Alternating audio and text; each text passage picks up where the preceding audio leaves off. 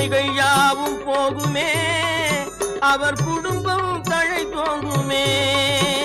குமரனை கும்பிட்டு கொண்டாடுவோருக்கு குறைகள் யாவும் போகுமே, அவர் குடும்பம் தழை தோங்குமே. சூரசமர வேலாயுதம் பக்க துணை கொண்டால் சகல பயம் நீங்குமே. ஐயன் முருகனை கூப்பிட்டு